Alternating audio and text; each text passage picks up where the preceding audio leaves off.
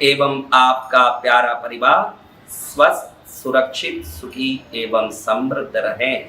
यही प्रार्थना के साथ आज दरिद्रता की निवारण के लिए, जितनी भी गरीबी है, दुख है, मेहनत का फल नहीं मिलने वाली तकलीफ है, इन सब के निवारण के लिए एक उपाय बताऊंगा जो बिल्कुल सरल है और बिल्कुल बिना खर्चे का है और निश्चित काम करता है। लक्ष्मी रहस्यम नाम के पुस्तक में इसके बारे में अच्छे से बताया है। और आप लोगों को पूछना चाहता हूं कि आप में कौन कौन महालक्ष्मी की कृपा प्राप्त करना चाहते हो? अभी कैमरा को घुमाए तो बहुत अच्छा लगे कि कितने लोग हाथ उठा रहे हैं। कोई ऐसा नहीं है कि नहीं बोले कि लक्ष्मी नहीं चाहिए, लेकिन लक्ष्मी कहाँ रहती है इसके लिए उसमें 3 बातें बताइए। अगर वो व्यवस्थित हो जाए, अभी कोई बोलेगा कि मैं तो वैसे भी 1000 करोड़ का हूं साहब महाराज, इसलिए अब क्या करना? अरे मूर्ख, तू 1000 करोड़ का इसीलिए है कि तेरे घर में ये गलती है, फिर भी तू सोचता है कि मैं 1000 करोड़ का हूं। ये सुधार कर लेगा तो तू 10,000 करोड़ का हो जाएगा। 1000 करोड़ वाला 10,000 करोड़ का हो जाए, रोडपति करोड़पति हो जाए। ये उपाय क्या है कि पहले आप दरिद्रता कहाँ निवास करती है ये समझोगे तो ही लक्ष्मी किस में रहेगी ये समझ पाओगे। आपको ये लक्ष्मी तो चाहिए, लेकिन दरिद्रता किस रूप में रहता है ये आपको पता है क्या? फिर आपको पहले दरिद्रता भगाओगे तब। देखो, अंधेरा जहां नहीं है वही उजाला है ना। अंधेरे का अभाव ही उजाला है। उजाला कुछ नहीं, जहां अंधेरा नहीं है वो उजाला है। जहां दरिद्रता नहीं है वहां लक्ष्मी है। समझ रहे हो? तो आप में कौन कौन अपनी दरिद्रता भगाना चाह रहे हैं? सब तैयार है, दरिद्रता भगाने सब तैयार है। लेकिन आप दरिद्रता और बढ़ गई, दरिद्रता और बढ़ गई। कारण दरिद्रता किस में है ये पता नहीं है कि दरिद्रता किस में है। देखो, आपके घर में दरिद्रता कैसे आएगी? बताओ कैसे आएगी?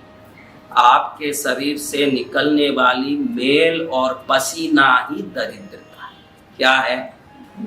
देखो, कोरोना ने एक चीज तो अच्छा किया कि भाई सैनिटाइजर से घड़ी घड़ी हाथ धो, घड़ी घड़ी हाथ धो। हाथ धोने से कोरोना तो भाग रहा है, दरिद्रता भी भाग रही है। किसी को मालूम ही नहीं कि दरिद्रता भाग रही है। अभी देखो, कोरोना से 2 साल से काम काज बंद है, फिर भी रोटी पानी चल रही है, तो सैनिटाइजर ने बड़ा काम किया है।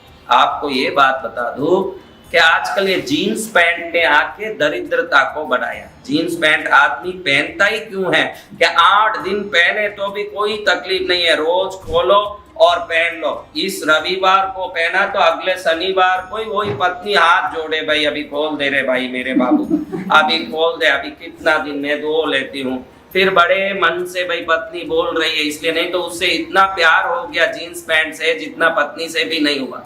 उसको चढ़ा के बैठा है तो बैठा है। तो आप ध्यान रखो, आप जब भी अगले रोज, पहले तो रोज नहाना चाहिए। अगर आप घर में दरिद्रता नहीं चाहते हो या आज जिस स्थिति में हो उस स्थिति से बहुत ऊपर होना चाहते हो तो पहले आपको रोज नहाना चाहिए। जो रोज नहीं नहाता है वो स्वयं एक दरिद्र देवता है। वो कितना भी गरीब हो, एक पानी लेके सिर पर डालने के लिए गरीबी नहीं हटती है। वो कुएं में ना ले, नदी में ना ले, नाले में ना ले, कहीं भी ना ले, लेकिन नहाना रोज चाहिए। बेटा तू रोज नहाती है? साफ नहाती है? वेरी गुड, अच्छा। अब रोज नहाना ये कंपलसरी है। और नहाने के बाद पहले दिन का कपड़ा जो पहने, कई लोगों को ऐसा है 3 दिन चला लेते हैं फिर बदलेंगे ऐसे।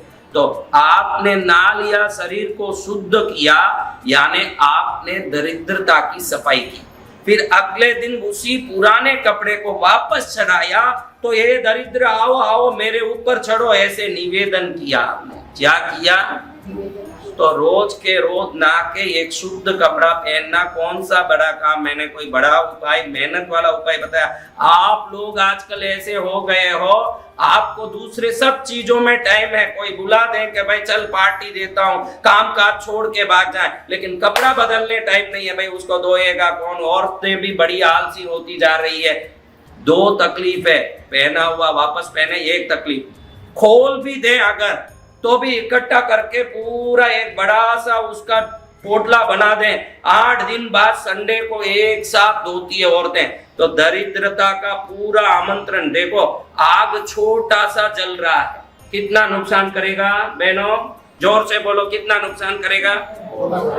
अब आग बहुत धबक के चल रहा है, कितना नुकसान करेगा, जोर से बोलो। पूरा नुकसान कर देगा, सब जला देगा। तो ये इतना बड़ा दरिद्रता का पोटला जो इकट्ठा करके रखे हो, ये बड़ा आग की तरह है। 2 चीज ये ध्यान रखना, ये तो रोज कपड़ा बदलो, कोई बड़ा काम नहीं है। धोने के लिए भी अगर आपको आलस आ रहा है और दुनिया में बड़ा आदमी बनना है, तो पहले शुद्ध रहोगे, वहीं लक्ष्मी का निवास होगा। पहला पॉइंट है कि रोज के रोज नहाएं और रोज कपड़ा बदलें। पुराना कपड़ा वापस न चढ़ाएं। पुराना कपड़ा शरीर पर चढ़ाना दरिद्रता को वेलकम, दरिद्र देव आओ आओ वेलकम, दरिद्र देव को वेलकम करना हो तो पुराना पहनो और इकट्ठा मत करो। बहनों, इतनी बहनें यहाँ बैठी है, सबको बोलता हूँ कि थोड़ा आप रोज का रोज कपड़े को डिस्पोज करो, धोवा के साफ करो। रोज का रोज लिया, साफ कर दिया, बड़ा सा गटरी भर दिया, यानी उस घर में संकट आता है, झगड़े आते हैं, परेशानी आती है। क्योंकि पहले जमाने में कपड़ा धोना घर का रोज के काम में एक काम था।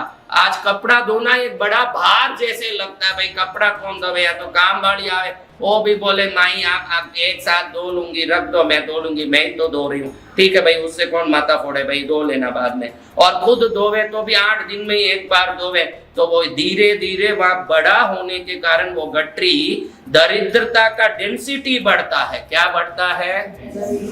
और जो चीज की डेंसिटी बढ़ जाएगी उसका परिणाम भी भयंकर होगा।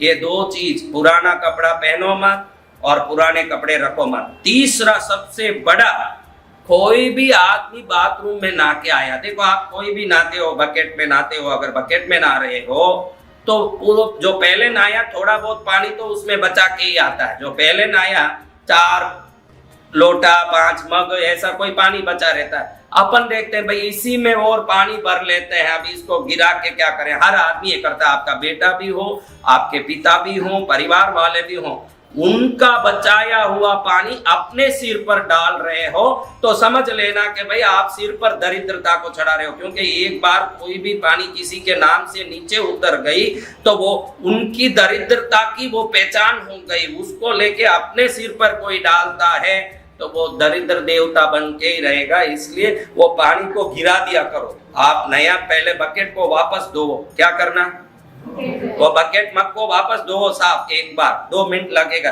धोना, यानी खाली थोड़ा पानी डाल के हिला के फेंक देना, फिर नहाओ।